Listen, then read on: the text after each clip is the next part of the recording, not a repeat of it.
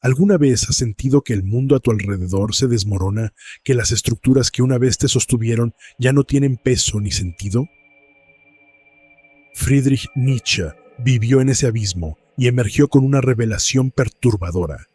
La verdadera amenaza para la humanidad no son las catástrofes externas, sino la corrosión interna, la decadencia moral que emana de las personas débiles. Pero no confundas debilidad con simple fragilidad física o emocional. Para Nietzsche, la debilidad es algo mucho más oscuro y pernicioso. Es la renuncia voluntaria a la vida, la sumisión a dogmas que sofocan la voluntad y el deseo de arrastrar a otros hacia la mediocridad. Este desprecio no es una simple animadversión, es un rechazo visceral hacia lo que Nietzsche consideraba una enfermedad que lentamente devora el alma humana. Hoy te invito a un viaje a través de los pensamientos más oscuros de este filósofo. Vamos a desentrañar por qué consideraba la debilidad como un enemigo silencioso, un cáncer que se infiltra en la sociedad y la condena a una existencia vacía y sin propósito. Pero cuidado, porque esta travesía no será cómoda. Nos enfrentaremos a verdades incómodas que, quizás, preferirías no haber conocido. En el corazón del pensamiento de Nietzsche yace la idea de la moral de los esclavos. Para él, la humanidad se divide entre aquellos que imponen su voluntad sobre el mundo, los fuertes, y aquellos que, incapaces de hacerlo, optan por subvertir a los demás a través de la manipulación moral. Los débiles, en lugar de aceptar su posición y luchar por superarla, transforman su impotencia en virtud. Envidian a los fuertes, pero, incapaces de igualarlos, los demonizan, exaltando valores como la humildad, la sumisión y el sacrificio como si fueran las máximas expresiones de la bondad humana. Para Nietzsche, esta moral es una perversión. No nace del deseo de elevarse, sino de un resentimiento profundo hacia quienes son capaces de vivir con plenitud. Los débiles convierten su envidia en un sistema de creencias que glorifica la mediocridad y castiga la excelencia. Y lo más peligroso es que esta moral no solo se limita a quienes la adoptan. Busca expandirse, infectar a los demás y arrastrarlos al mismo pantano de conformismo y autocompasión. Esta moral de los esclavos no es solo una trampa para el individuo. Es un virus que se propaga silenciosamente a través de las generaciones, corrompiendo la vitalidad misma de la sociedad. Nietzsche veía en la religión organizada, especialmente en el cristianismo, uno de los mayores vehículos de esta decadencia. Prometía un paraíso a cambio de la sumisión, una redención basada en la negación de la vida terrenal. Este sistema, para Nietzsche, no solo castraba la voluntad de poder, sino que glorificaba el sufrimiento y la pasividad, convirtiendo la debilidad en una virtud suprema. En lugar de alentar la grandeza, enseñaba a temerla, a desconfiar de aquellos que se atrevían a desafiar las normas y buscar su propia verdad. Nietzsche veía esta moral como una trampa insidiosa. No se presenta abiertamente como una forma de control, sino como una promesa de redención. Ofrece consuelo a los débiles, diciéndoles que su sufrimiento tiene un propósito, que su renuncia a la grandeza es, en realidad, una muestra de virtud. Pero detrás de esta fachada de piedad y humildad, Nietzsche percibía un resentimiento profundo. Los débiles, según él, no solo aceptan su posición subordinada, sino que buscan imponer su visión del mundo a los demás. Utilizan su aparente virtud como un arma para controlar a los fuertes, para someter a aquellos que se atreven a desafiar las normas establecidas y buscar su propio camino. Este resentimiento, o ressentiment, como lo llamaba Nietzsche, es una fuerza corrosiva que se alimenta de la envidia y la impotencia. Los débiles no pueden soportar la existencia de los fuertes, de aquellos que viven sin miedo y crean su propio destino. Así, transforman su incapacidad en un sistema de valores que glorifica la debilidad y demoniza la fortaleza. La moral de los esclavos es, en esencia, un acto de venganza disfrazado de virtud. Es un intento de nivelar el campo de juego, no elevándose a sí mismos, sino derribando a los demás. Para Nietzsche, este es uno de los actos más oscuros de la humanidad: convertir la envidia en una virtud colectiva y utilizarla para sofocar la vitalidad y la creatividad. Pero el peligro de la moral de los esclavos no termina ahí. Nietzsche advirtió que esta forma de moralidad no solo afecta a los individuos, sino que puede infectar a sociedades enteras. Cuando una cultura adopta la moral de los esclavos como su base, entra en un proceso de decadencia. Se convierte en un sistema que premia la conformidad y castiga la excelencia. que desalienta la ambición y glorifica la mediocridad. En este tipo de sociedad, los individuos fuertes y creativos son marginados, mientras que los débiles se convierten en la norma. La cultura deja de ser un motor de crecimiento y se transforma en una prisión que sofoca cualquier intento de trascendencia. Nietzsche veía en la religión, particularmente en el cristianismo, uno de los mayores vehículos de esta moral decadente. Para él, la religión no era simplemente un sistema de creencias, sino una herramienta de control que perpetuaba la debilidad. Prometía un paraíso a cambio de la sumisión, glorificaba el sufrimiento como una prueba de fe y enseñaba a sus seguidores a despreciar este mundo en favor de un reino celestial. Pero Nietzsche no se limitó a criticar la religión. También identificó cómo esta mentalidad se había infiltrado en la modernidad. Las ideologías políticas y sociales que prometen igualdad y justicia, a menudo, en su visión, no son más que nuevas formas de la moral de los esclavos, sistemas que buscan nivelar a la humanidad no mediante el empoderamiento, sino mediante la uniformidad. Pero la moral de los esclavos no se detiene en la religión. En la modernidad, Nietzsche advirtió que esta misma mentalidad se infiltra en las instituciones, en la política y en la cultura. La compasión, cuando es mal entendida, se convierte en un arma para perpetuar la debilidad. Los débiles claman por igualdad, no para elevarse a sí mismos, sino para derribar a quienes destacan. Este resentimiento se disfraza de justicia social, de solidaridad, pero en el fondo es un intento de nivelar el campo de juego, reduciendo a todos al mismo nivel de mediocridad. Nietzsche veía esto como un destino peor que la opresión abierta, un mundo donde nadie se atreve a ser grande, porque ser grande significa ser odiado. Sin embargo, Nietzsche no veía la moral de los esclavos como un enemigo insuperable. Para él, la rebelión de lo débil es un fenómeno que puede ser comprendido y, en última instancia, superado. La clave está en reconocer su naturaleza, en identificar cómo opera en nuestras vidas y en nuestras sociedades. Una vez que somos conscientes de su influencia, podemos comenzar a liberarnos de sus cadenas. Pero este no es un proceso fácil ni cómodo. Requiere un enfrentamiento con nuestras propias debilidades, con las formas en que hemos internalizado esta moral y la hemos utilizado para justificar nuestra falta de acción y ambición. Frente a esta moral corrosiva, Nietzsche contrapone su concepto de la voluntad de poder. Para él, esta es la fuerza primordial que impulsa toda la vida. No es simplemente un deseo de dominar, sino un impulso de crecimiento, de superación, de afirmación de la existencia. La verdadera fortaleza no radica en la simple resistencia, sino en la capacidad de crear, de imponerse sobre el caos y darle forma. El superhombre, o Übermensch, es el ideal de Nietzsche, un ser que ha trascendido las cadenas de la moral de los esclavos, que ha renunciado a las ilusiones de seguridad y ha abrazado plenamente la incertidumbre y el sufrimiento de la existencia. Este ser no busca aprobación ni consuelo. Vive según su propia ley, crea su propio significado y desafía constantemente sus propios límites. Pero alcanzar este estado no es un camino iluminado por la esperanza, es un descenso a las sombras más profundas del alma. Nietzsche entendía que la voluntad de poder no es una marcha triunfal, sino una batalla perpetua contra las fuerzas internas de la complacencia y la duda. Cada victoria trae consigo un nuevo desafío, un nuevo abismo que enfrentar. En este proceso, el individuo debe estar dispuesto a desmantelar cada vestigio de su antigua identidad, a destruir las narrativas confortables que lo sostuvieron y a reconstruirse una y otra vez. Esta es la verdadera fortaleza, no una resistencia estática, sino un ciclo interminable de destrucción y creación. Nietzsche nos advierte que la voluntad de poder no es para los débiles de corazón, es una fuerza que consume, que devora todo lo que no está alineado con su propósito. Los débiles temen este fuego porque saben que los reduciría a cenizas. Pero para los fuertes, para aquellos que están dispuestos a arriesgarlo todo, esta voluntad es una fuente inagotable de vitalidad. Es un recordatorio de que la vida no es un estado de paz, sino un campo de batalla donde solo aquellos que se atreven a luchar pueden encontrar verdadero sentido. La decadencia, en este contexto, no es solo un declive físico o cultural, sino un proceso insidioso que corroe la vitalidad desde adentro. Es el resultado de la negación de la voluntad de poder, un acto de traición a la esencia misma de la vida. Los individuos y las sociedades caen en la decadencia cuando renuncian a la lucha, cuando prefieren la seguridad a la superación, cuando aceptan la comodidad del estancamiento en lugar del riesgo inherente al crecimiento. Para Nietzsche, esto no es simplemente un fracaso personal, es un crimen existencial.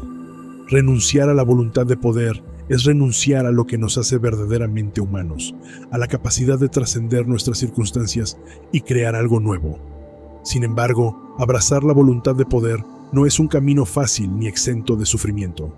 Implica un enfrentamiento constante con el caos y la incertidumbre. Nietzsche veía en este enfrentamiento una forma de arte, una oportunidad para esculpir nuestra existencia como un escultor da forma a la piedra bruta.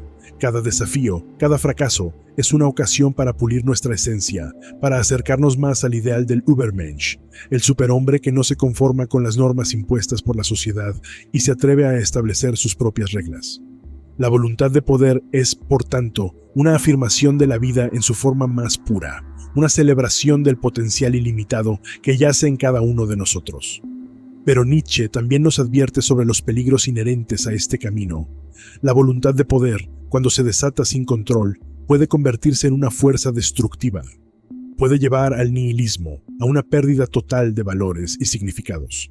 Este es el riesgo de enfrentarse al vacío, de mirar el abismo sin parpadear. Cuando nos liberamos de las estructuras que antes nos daban sentido, corremos el riesgo de caer en un estado de desesperación. Pero para Nietzsche, este nihilismo no es un final, sino un punto de partida.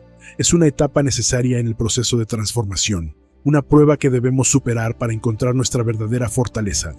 En este proceso, la lucha no es solo contra el mundo exterior, sino también contra nosotros mismos.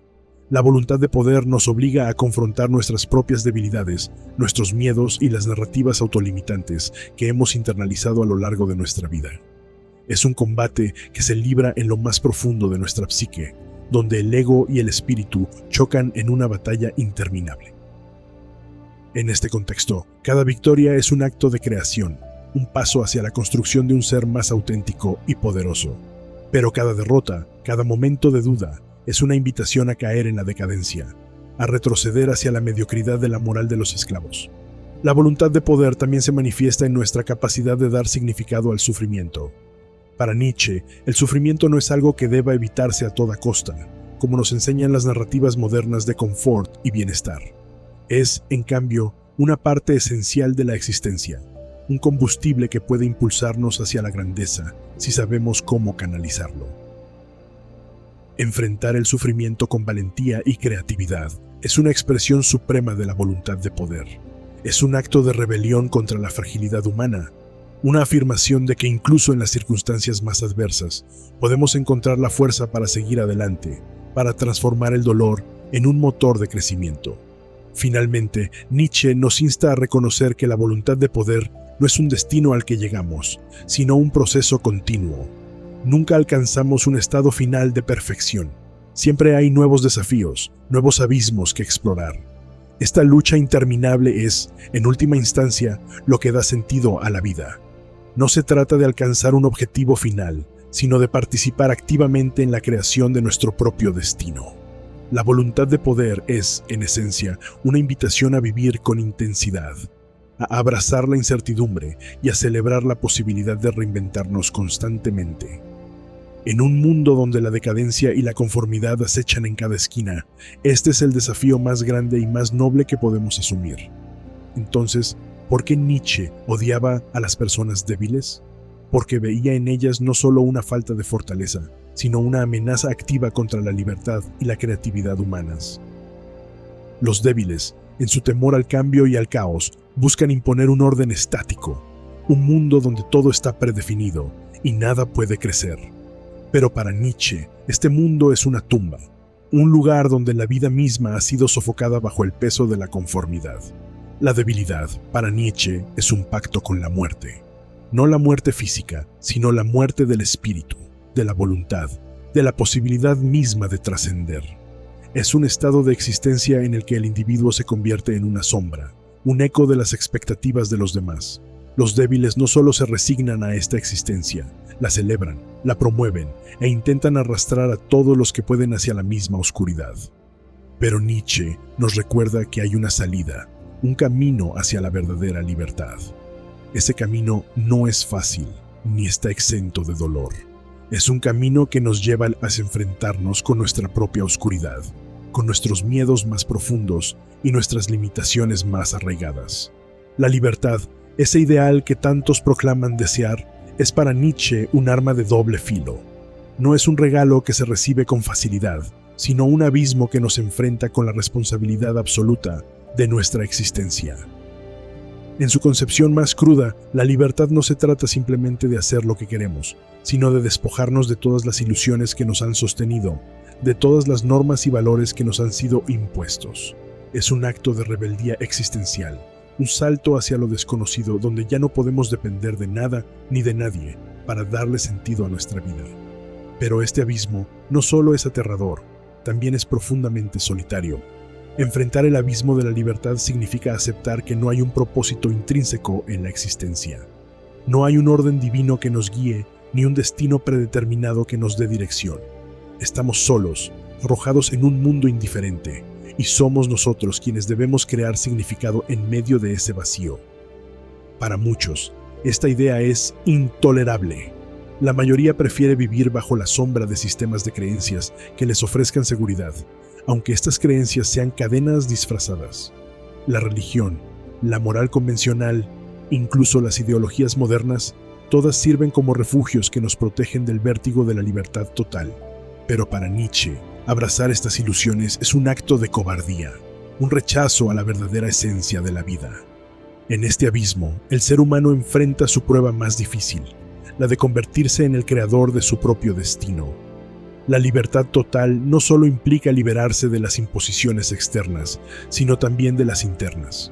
Significa derribar las murallas que el ego ha construido para protegerse del caos y aceptar que todo lo que consideramos fijo y sólido en nuestra identidad es, en realidad, un flujo en constante cambio.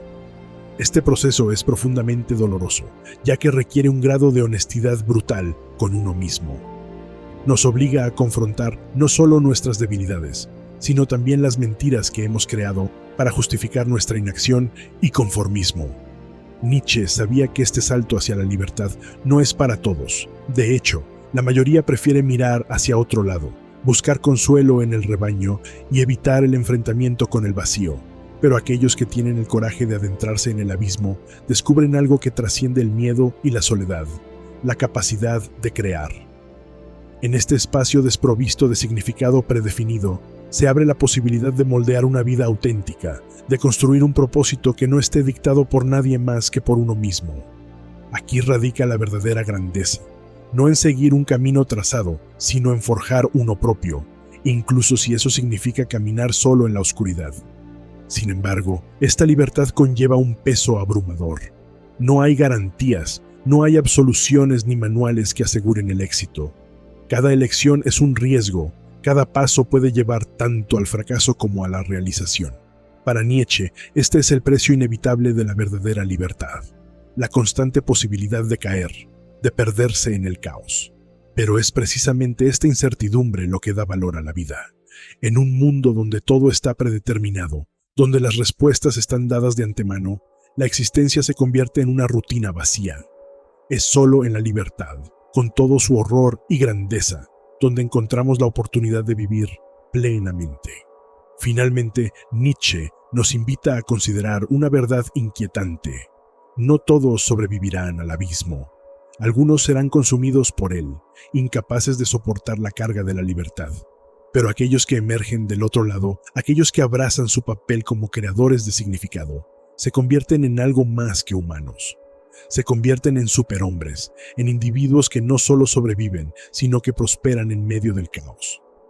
Este es el destino que Nietzsche propone, no como una promesa de felicidad o tranquilidad, sino como una invitación a vivir con intensidad, a ser protagonistas de una existencia que, aunque breve y finita, puede ser infinitamente significativa si tenemos el coraje de enfrentar el abismo de la libertad. Así que, al final de este viaje, la pregunta que queda es simple pero devastadora. ¿Aceptarás el llamado de la vida o te resignarás a la comodidad de la muerte en vida? Nietzsche no nos ofrece un consuelo fácil, pero sí un desafío eterno. La elección es tuya, seguir el camino de los débiles, escondiéndote tras las sombras de la moral y la mediocridad, o abrazar la lucha, el caos y la posibilidad de convertirte en algo más allá de lo humano. ¿Te atreverás a dar el salto? Así llegamos al final de este oscuro recorrido por los pensamientos más incisivos de Friedrich Nietzsche. Hemos desentrañado su rechazo hacia la moral de los esclavos, su lucha incesante contra la decadencia y su llamado a abrazar la voluntad de poder. Pero más allá de las palabras y los conceptos, Nietzsche nos deja una advertencia.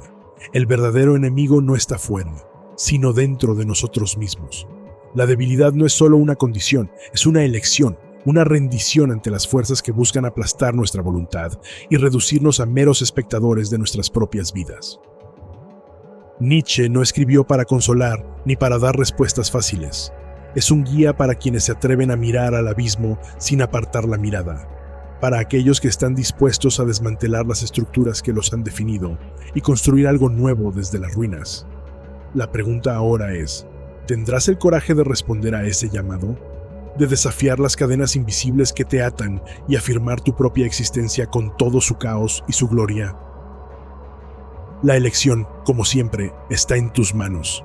Hasta la próxima vez, recuerda, la verdadera fortaleza no reside en la ausencia de miedo, sino en la capacidad de enfrentarlo y trascenderlo. Que el viaje hacia tu propia grandeza comience ahora.